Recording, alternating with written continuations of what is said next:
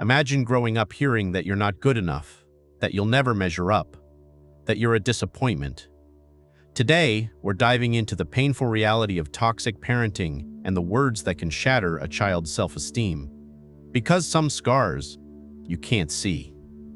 We all know that parenting is hard. Nobody gets it perfect.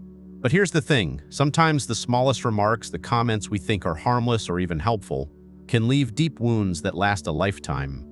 I'm not here to shame anyone. Most parents who say these things love their children deeply. They often repeat patterns they learned from their own parents, not realizing the damage being done. But awareness is the first step to change. So today we're going to talk about those phrases that seem innocent but carry devastating emotional weight. We'll explore why they're harmful, what they do to a developing child's psyche, and most importantly, what we can do differently. Let's talk about the words that wound. These are phrases you might have heard yourself, or maybe you've caught yourself saying them.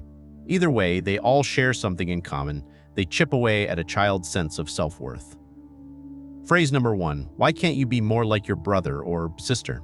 This comparison might seem like motivation, but what it actually does is tell a child they're fundamentally flawed. It creates sibling rivalry, breeds resentment, and sends the message that they're not valued for who they are. Phrase number 2, you're so sensitive, or stop crying. When we dismiss a child's emotions, we teach them that their feelings don't matter. We're essentially saying, your emotional experience is wrong. This can lead to emotional suppression and difficulty processing feelings in adulthood. Phrase number 3, I do everything for you, and this is how you repay me? This is guilt manipulation. It turns love into a transaction and teaches children that affection comes with conditions. It creates a debt they can never repay and sets them up for toxic relationships later in life. Phrase number 4, you're being ridiculous, or that's stupid. Invalidating a child's thoughts or concerns teaches them not to trust their own judgment. It damages their confidence in decision-making and can create adults who constantly second-guess themselves. Phrase number 5, I wish I never had you, or you've ruined my life.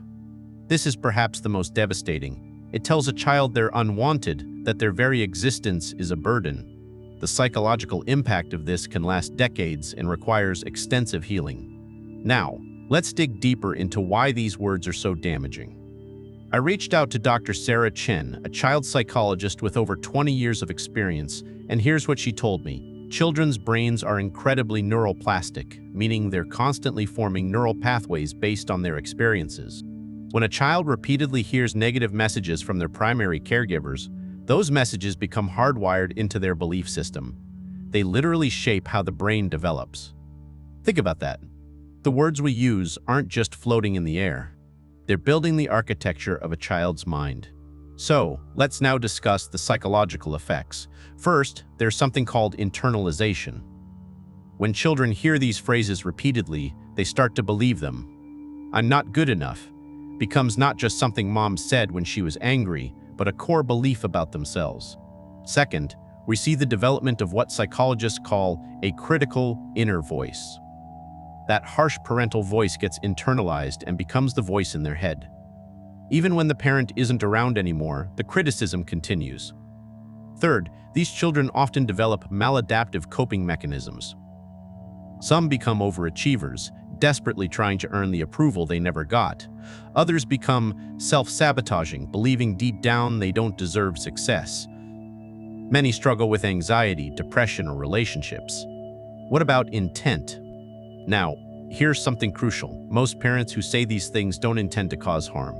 They're often stressed, overwhelmed, or repeating patterns from their own childhood. Maybe they think they're motivating their child, or maybe they're just at their wits' end. But here's the hard truth, intent doesn't erase impact. A child's developing brain doesn't differentiate between mom said that because she was stressed and mom said that because it's true about me. They just absorb the message. Dr. Chen also pointed out something interesting. The absence of positive affirmation can be just as damaging as negative comments. Children need to hear that they're loved, valued, and worthy, not just once, but consistently throughout their development. Let me share a story that really drives this home. I interviewed a woman named Jennifer, now 34, who grew up hearing one particular phrase over and over. Jennifer's mother would say, "You're just like your father," whenever Jennifer made a mistake. Now, Jennifer's father had left when she was young, and her mother clearly harbored resentment toward him. Jennifer told me, every time I heard that, it felt like she was saying I was inherently bad, that I carried some genetic curse. I became terrified of making mistakes because each one felt like proof that I was defective. By her 20s, Jennifer was struggling with severe anxiety and perfectionism. She'd sabotaged relationships before they got serious, convinced she'd inevitably hurt people just like her father did. She couldn't hold down jobs because she was paralyzed by fear of failure. It took years of therapy for Jennifer to realize that she wasn't doomed by her genetics, that mistakes didn't define her worth, that her mother's pain had clouded her judgment, and those words were never the truth about who Jennifer was.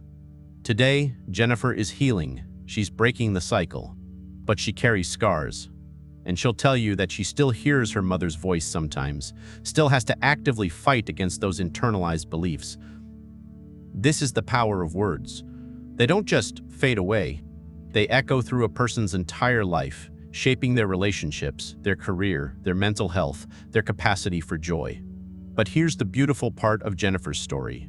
Awareness broke the pattern. She's now a mother herself, and she's fiercely intentional about the language she uses with her daughter. The cycle can be broken. So let's recap what we've covered today. Words matter. The things we say to children, especially in moments of frustration or anger, can shape their entire self-concept. Phrases that compare, dismiss, guilt trip, or invalidate create lasting psychological harm. The impact goes deep, literally rewiring developing brains and creating critical inner voices that persist into adulthood. Many people spend years in therapy untangling the messages they received as children. Intent isn't enough. We can love our children deeply and still cause harm with our words. The key is awareness and intentionality. If you're a parent watching this, I want you to hear me. Becoming aware of these patterns doesn't make you a bad parent. It makes you a parent who's committed to doing better. We all have moments we're not proud of. What matters is what we do next. And if you're someone who grew up hearing these words, I want you to know, those messages were never the truth about you. Your worth isn't determined by what someone said in a moment of pain or ignorance. Healing is possible. I want to hear from you in the comments. What phrases from childhood still stick with you? And if you're breaking the cycle, what are you doing differently? Your story might be exactly what someone else needs to hear today.